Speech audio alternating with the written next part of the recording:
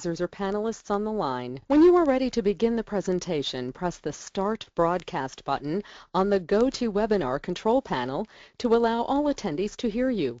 This system will notify you once you begin your broadcast. The broadcast is now starting. All attendees are in listen-only mode. Hari ini kita bertemu kembali di Philip Morning Market Call, edisi hari Jumat tanggal 4 Maret 2016. Kita langsung mulai saja untuk indikasi IHSG pada perdagangan hari ini, di mana kami perkirakan IHSG akan berjalan dalam rentang terbatas dengan support di level 4.786 dan resisten di level 4.897. Hari ini sendiri IHSG ini berpotensi mengalami profit taking. Ini setelah 3 hari berturut-turut mengalami penguatan. Apalagi juga saat ini IHSG ini telah menembus level 4.500 sehingga rawan sekali untuk profit taking. Sementara di pasar Asia sendiri pagi ini dibuka melemah walaupun Wall Street sendiri semalam ini ditutup menguat.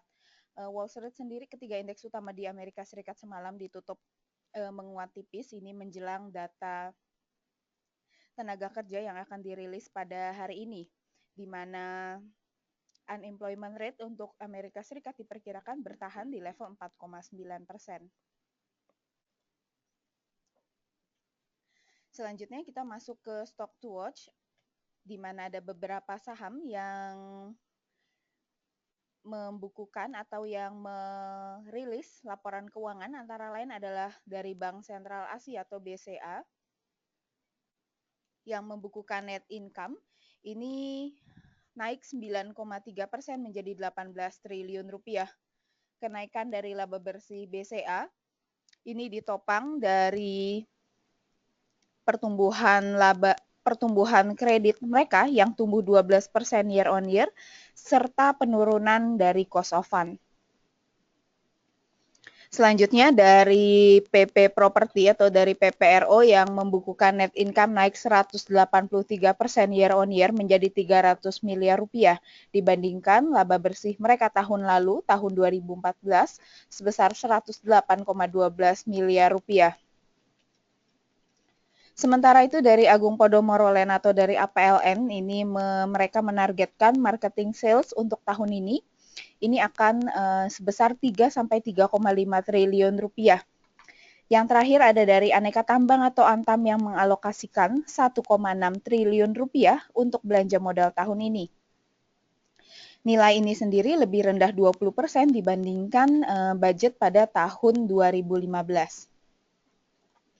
Baik Bapak Ibu, sebelum masuk ke sesi tanya jawab, ini bagi Bapak Ibu yang ingin mengajukan pertanyaan, ini silakan diketikkan di kolom question, sementara kami akan mengumumkan beberapa hal.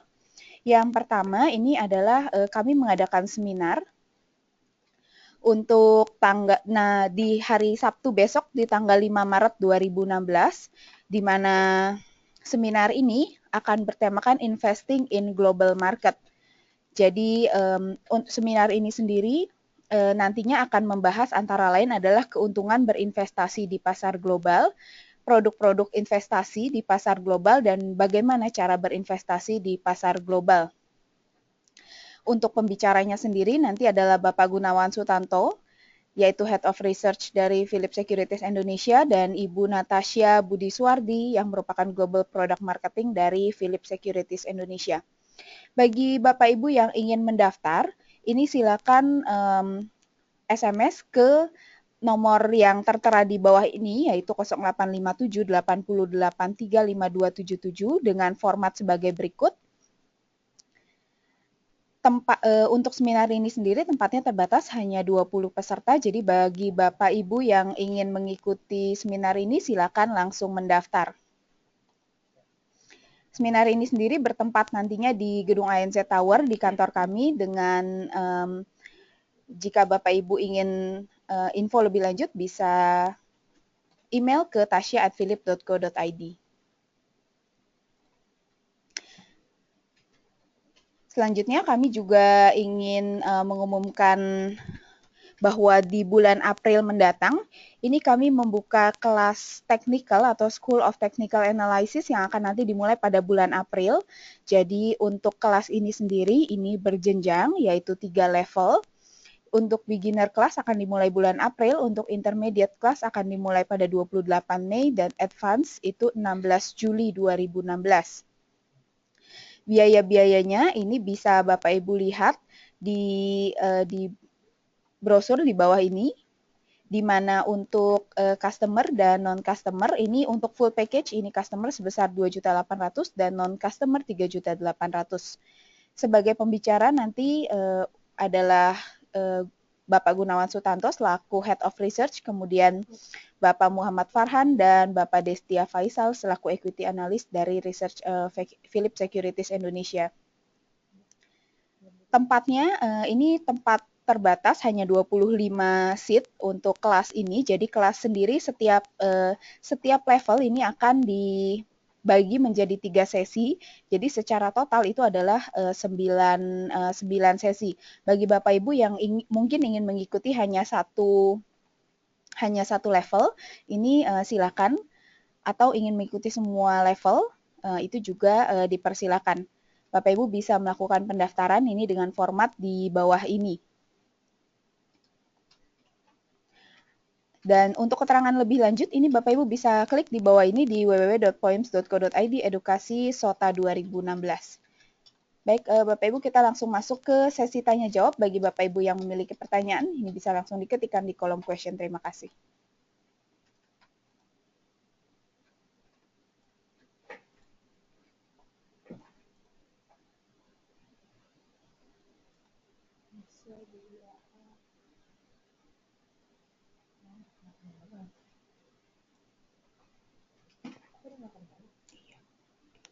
Kecil sih tadi ini. Kurang dekat kali.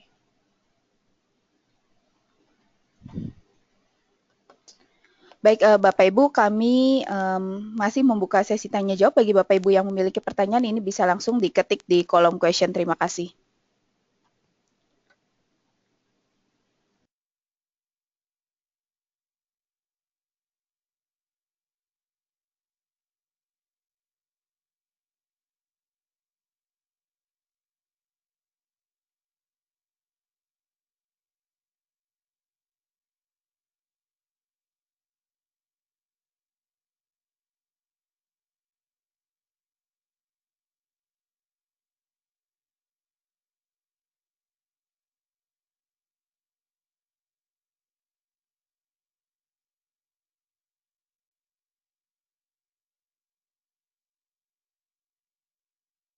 Baik, saya akan menjawab beberapa pertanyaan ini terkait dengan saham Wika. Jadi, apa yang menyebabkan saham Wika ini terjun bebas? Ini pertanyaan dari Bapak David Gunawan. Dan juga, ya ada beberapa juga pertanyaan dari Bapak Andreas Bima yang menanyakan mengapa saham Wika ini turun terkena di tengah kenaikan indeks. Jadi ada beberapa hal yang menyebabkan penurunan saham Wika kalau kita lihat di sini. Yang pertama itu adalah memang ekspektasi dari kinerja keuangan perseroan ini akan diumumkan pada Senin mendatang. Ini diperkirakan masih akan membukukan penurunan, atau jikapun tidak mengalami penurunan ini akan mengecewakan.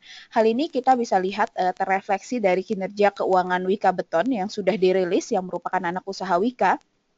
Ini yang sebenarnya lebih rendah dari ekspektasi, sehingga ini juga menggambarkan secara kurang lebih memberi gambaran ini untuk kinerja Wika. Apalagi juga kalau kita lihat perolehan kontrak Wika di tahun lalu ini memang cenderung jauh dari ekspektasi, hanya sekitar 80% untuk Wika.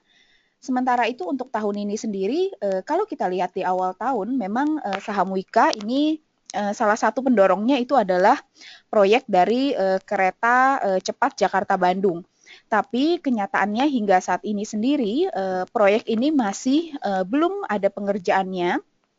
Jadi karena ada beberapa jalur yang belum fix, sehingga pengerjaannya sendiri ini belum dimulai hingga saat ini. Jadi kalau kita lihat ada kemungkinan bahwa proyek ini sendiri nantinya akan tetap tertunda. Apalagi nilai proyek ini untuk Wika sendiri cukup signifikan. Untuk tahun ini sendiri mereka memperkirakan 17 triliun rupiah.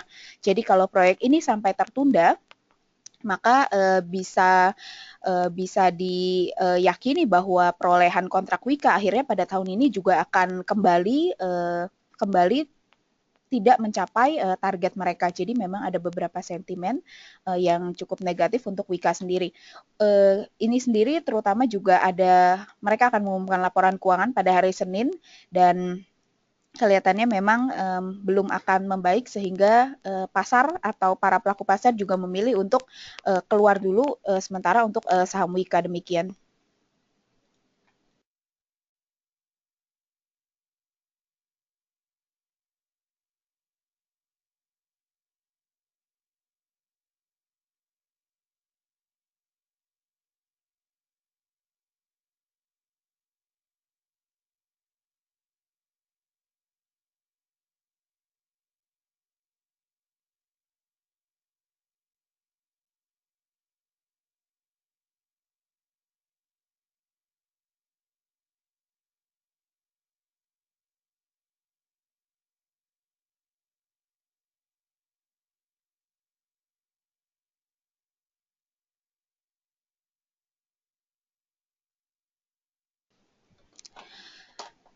Baik, untuk selanjutnya ini pertanyaan dari Bapak Andreas Bima untuk right issue Wika ini bagaimana kelanjutannya.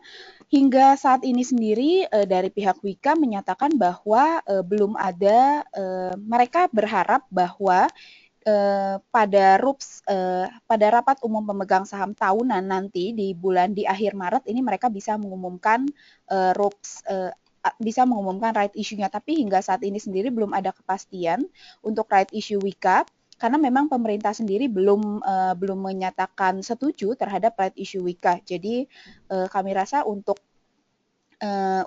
dalam waktu dekat ini untuk right issue Wika sendiri ini kelihatannya belum ada kepastiannya karena perseroan sendiri menyatakan bahwa hingga saat ini memang mereka masih membicarakannya dengan pemerintah dan belum ada tanda menyetujui demikian.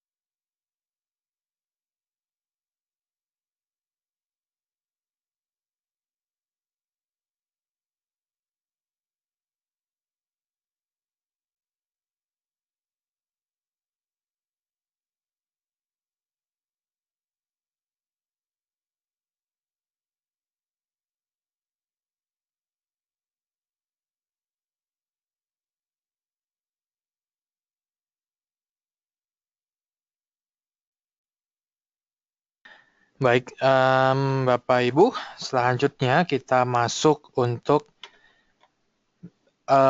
pertanyaan dari Ibu Monica Natalia. Bagaimana dengan saham AISA dan juga GIA hari ini? TP di berapa ya? Untuk yang pertama, kita bahas yang AISA dulu.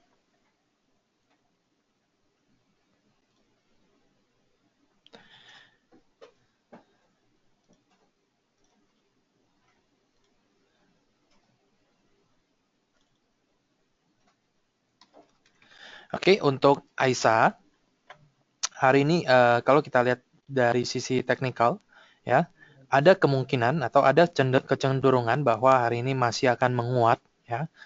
Dan kalau Ibu belum punya, ya, mungkin bisa dicoba di buy di level 1.200, ya. Ini buy-nya jangan terlalu banyak, dan nanti kalau ada koreksi di bawah level 1.150, ya, mungkin bisa di buy lagi.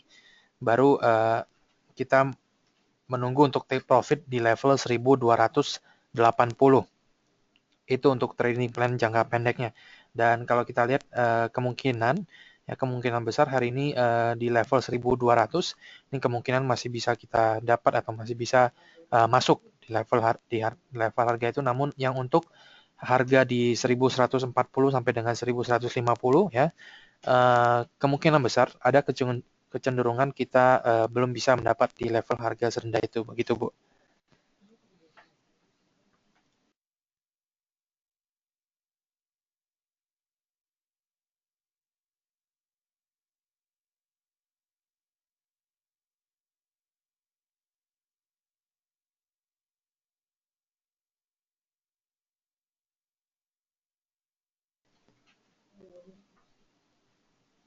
Nah, selanjutnya ini untuk saham GIA atau Garuda dari Ibu Monica juga, dan juga ini ada pertanyaan dari Bapak Andreas Bima.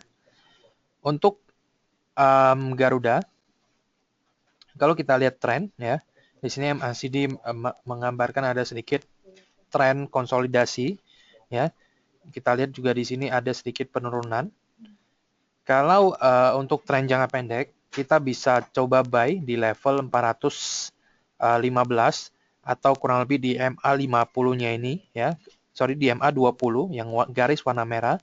Kalau kita lihat MA 20-nya ini sebenarnya cukup kuat, ya, untuk jangka pendek. Kalau kita lihat kemarin sempat ditembus, lalu ditahan oleh MA 200 dan kemungkinan rebound lagi di atas MA 20-nya.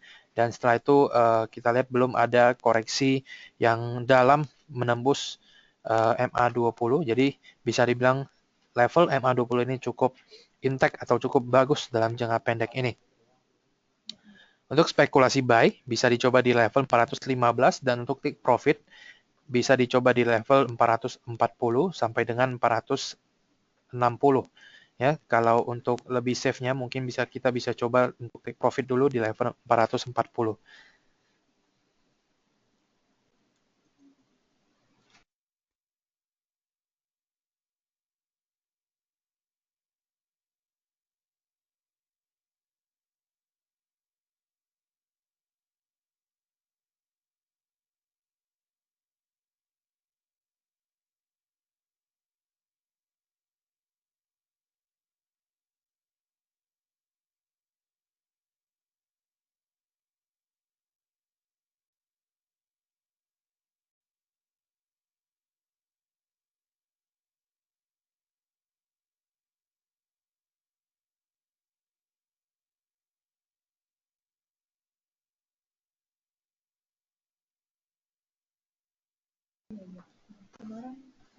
Oke, pertanyaan selanjutnya dari Ibu Merisa Rusli. Selamat pagi, Ibu.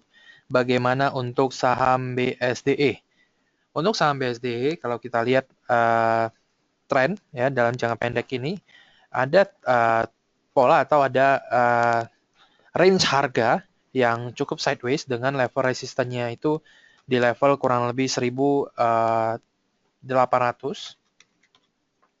Oke, dan untuk supportnya sendiri, ini ada tren ascending triangle. Jadi untuk support di saat sekarang ini kurang lebih ada di level 1.670, ya. Dan kalau kita lihat di sini MACD juga masih menunjukkan adanya tren yang cukup sideways, namun ada sedikit indikasi untuk mengarah ke atas pada periode-periode ke depan, beberapa periode ke depan, ya. Namun untuk itu kami tidak bisa menyarankan untuk masuk di level harga sekarang karena kalau kita lihat reward to risk-nya ini masih belum cukup bagus ya, belum cukup menarik kalau kita masuk sekarang. Jadi saya lebih menyarankan untuk dicoba di buy di level 1.700 ke bawah ya. Atau kalau bisa, kalau dikasih mungkin bisa dicoba di buy di level 1.670 begitu.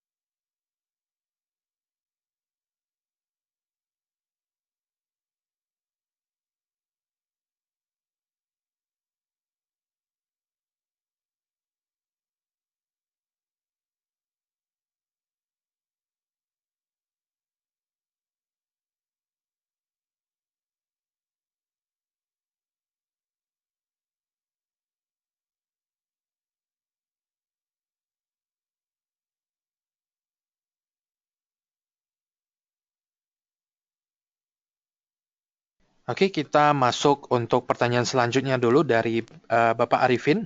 Selamat pagi, Pak. Boleh tanya SMBR? Boleh, Pak. SMBR kalau kita lihat tren ya, dari sisi tren ini trennya bullish. MACD juga mendukung ya tren bullish ini. Dan kalau kita lihat level supportnya,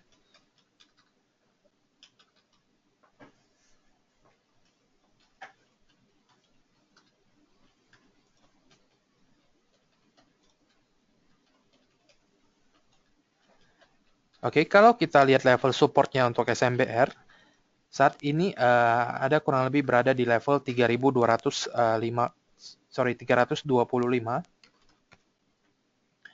Dan di sini juga di level support ini juga ada exponential moving average 20 yang mendukung ya. Jadi kalau Bapak belum punya, mungkin sebaiknya kita tunggu dulu, kita tunggu sedikit koreksi dulu dan kita bisa masuk di level harga sekarang ini. Ya, sorry di level harga 325 ini. Namun kalau Bapak sudah punya, kalau kita lihat dari tren sebaiknya di hold saja dulu ya. Jadi kemungkinan beberapa hari ke depan masih akan mengalami penguatan.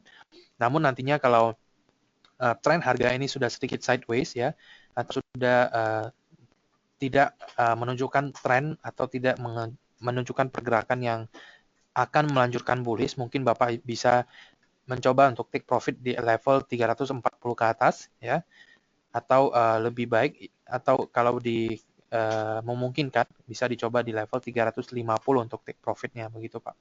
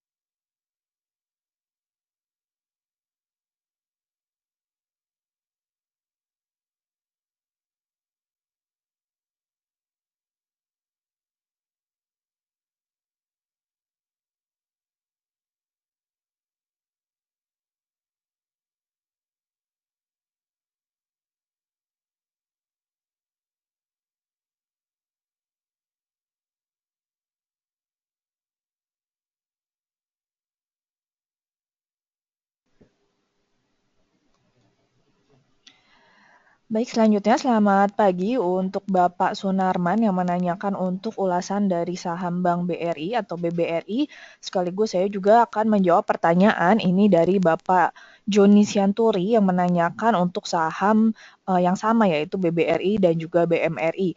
Untuk BBRI di sini kita lihat untuk tren saat ini masih terjadi sideways, namun kalau kita melihat dari sisi MACD di sini tampaknya cukup menarik untuk diperhatikan karena berpotensi ini terjadi golden cross dalam jangka pendek. Dan untuk level masuk saat ini kami bisa rekomendasikan di sekitar level 10.800 sampai dengan 11.000. Jadi mungkin Bapak bisa beli parsial ini di sekitar level 11.000. Nanti jika harga memang memungkinkan untuk turun, bisa averaging down di level 10.800 dan untuk target take profit, target harga terdekat saat ini berada di sekitar level 11.600 sampai dengan 11.650. Demikian, Pak.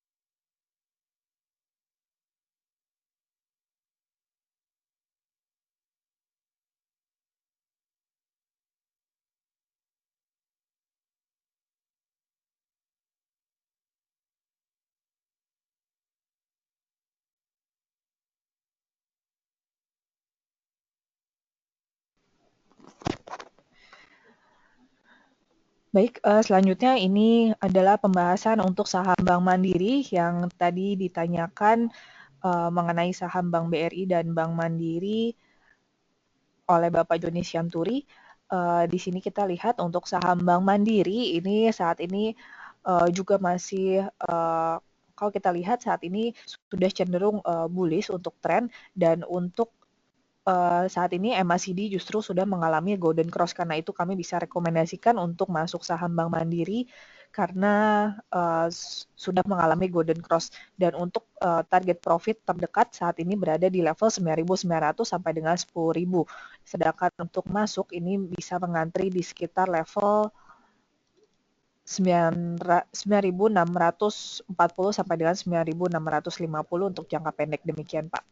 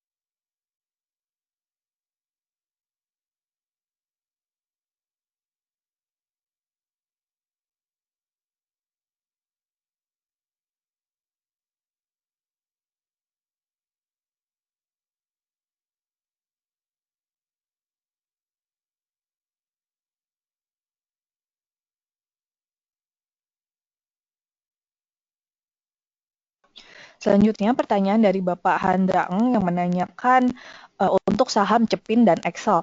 Untuk saham Cepin nanti akan dibahas oleh rekan saya Farhan dan saya akan membahas untuk saham XL Aksiata di mana kalau kita lihat dari chart untuk Excel saat ini sudah mengalami golden cross dan untuk target terdekat saat ini berada di level masih tertahan di sekitar level 4.100. Jadi jika Bapak sudah memiliki saham XL, kami bisa rekomendasikan untuk sell atau menjual parsial di sekitar level 4.100 jika memang sudah berhasil break untuk resisten di atas level 4.100, ditutup di atas level tersebut, kami baru bisa rekomendasikan untuk buy kembali untuk mengejar target harga berikutnya yang lebih tinggi. Sedangkan untuk masuk saat ini bisa masuk di sekitar level 3.800 sampai dengan 3.850.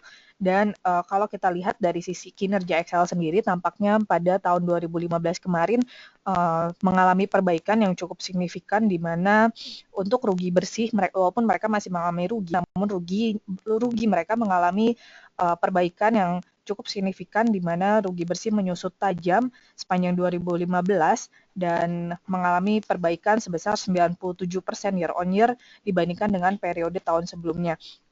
Kalau periode tahun sebelumnya mereka masih membukukan rugi sebesar 804 miliar, namun untuk tahun 2015 kemarin mereka berhasil melakukan efisiensi untuk sejumlah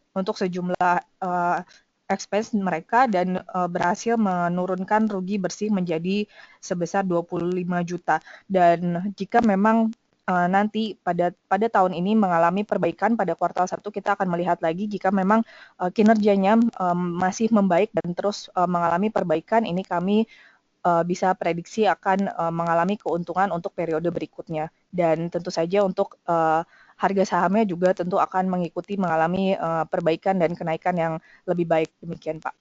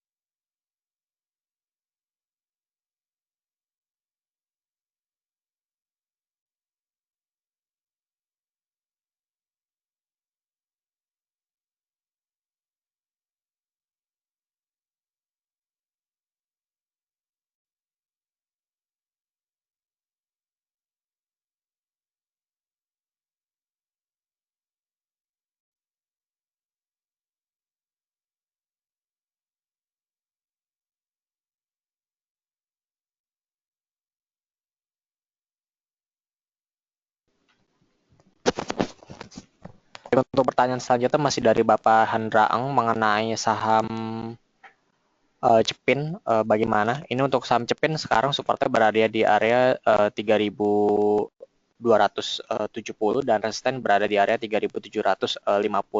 Bagi Bapak Ibu yang sudah membeli saham Cepin di area bawah seperti yang saya katakan beberapa hari yang lalu, ini bisa dicoba untuk take profit perlahan di level 3.500 sampai dengan 3.750. Dan bagi yang belum ini saya mengingatkan untuk lebih membeli saham Cepin di area bawah yakni di 3.700 3.250 sampai dengan 3.300 untuk membeli saham Cepin, karena untuk saat ini berpotensi untuk terjadi koreksi. Dan juga adanya berita mengenai isu yang kembali muncul mengenai kartel yang dilakukan oleh 12 perusahaan pakan ternak. Ini juga tampaknya bisa menjadi katalis negatif bagi saham-saham pakan ternak. Namun kita lihat seberapa besar dampaknya perlu dicermati oleh pasar. Terima kasih.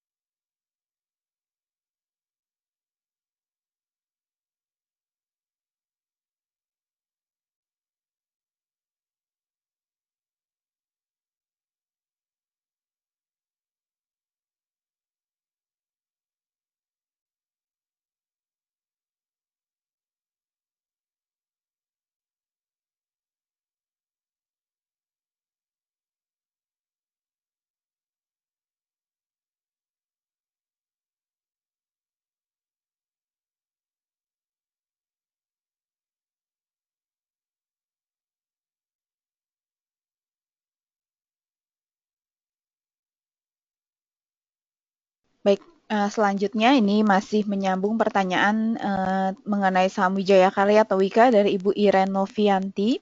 Untuk jangka pendek, ini sebaiknya dilepas atau di hold untuk saham Wika. Untuk saham Wika sendiri kami melihat bahwa dalam jangka pendek ini memang tekanan jual masih tinggi, Bu. Jadi saran kami jika memang Ibu memiliki cukup banyak atau misalnya kerugiannya sudah cukup besar, ini saran kami nanti bisa dilepas tapi jika harga mengalami rebound. Jadi kalau dilepas di harga sekarang ini memang sangat rendah, menurut kami ini sayang. Lebih baik kita menunggu sampai laporan keuangannya keluar pada hari Senin, baru kemudian bertindak, karena hingga saat ini sendiri kami belum memiliki gambaran yang cukup jelas, cukup pasti untuk laporan keuangan Wika. Jadi saran kami lebih baik menunggu hingga hari Senin. Kalau misalnya nanti ada rebound yang cukup tinggi, baru kemudian bisa mulai melepas saham Wika.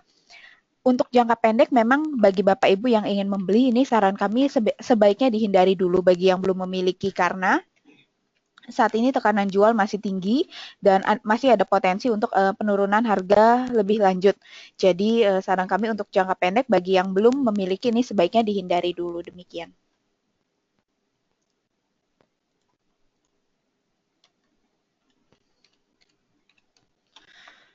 Pertanyaan selanjutnya dari Ibu Lili Nurhayati untuk saham Jasa Marga.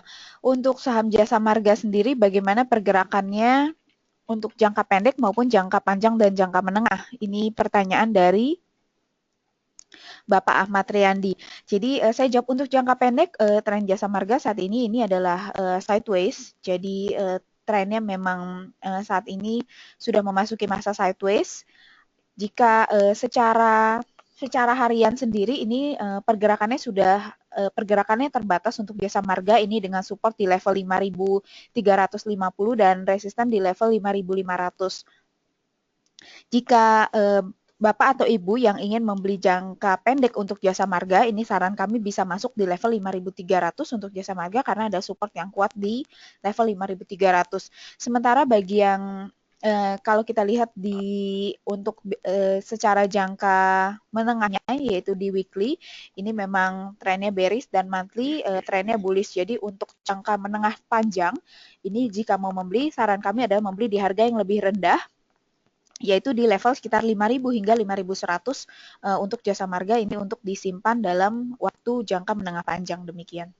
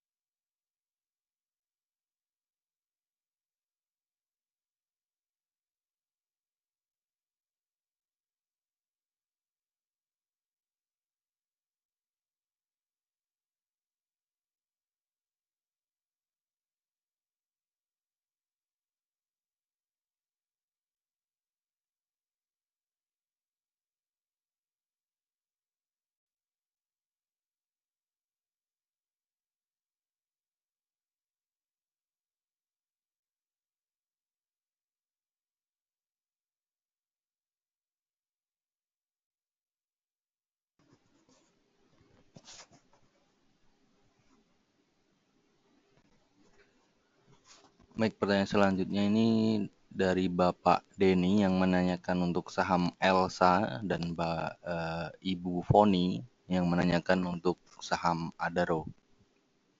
Pertama kita membahas mengenai saham Elsa sendiri.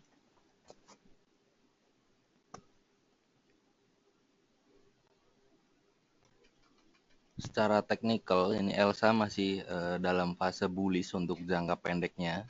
Jadi saran kami ini jika Bapak Ibu masih memegang saham Elsa ini ditahan terlebih dahulu. Sedangkan kenapa saham Elsa ini dimasukkan dalam kategori UMA? Mungkin dikarenakan saham Elsa ini menguat cukup signifikan dalam hampir 2 bulan terakhir. Ini dikarenakan harga minyak ini sudah mulai naik dari level di bawah $30 menjadi sekitar 33 hingga $34 per barelnya. Yang dikarenakan produksi di Amerika ini sudah mulai turun. Jadi secara umum untuk saham-saham komoditas ini mengikuti pergerakan harga minyak. Jadi seperti saham perminyakan atau batu bara ini dalam beberapa minggu belakangan ini mulai mengindikasikan penguatan. Kemudian pertanyaan dari Ibu Foni yang menanyakan untuk saham Adaro secara teknikal.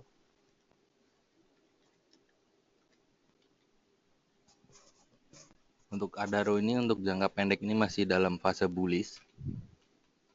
Namun saran kami jika kita melihat indikator stokastik yang sudah berada di area overbought, maka saran kami untuk dilepas terlebih dahulu untuk saham Adaro. Ini bisa dilepas di atas level 650 jika Bapak Ibu memegang saham Adaro ini di bawah level 600. Jadi saran kami untuk saham Adaro ini dijual terlebih dahulu, demikian.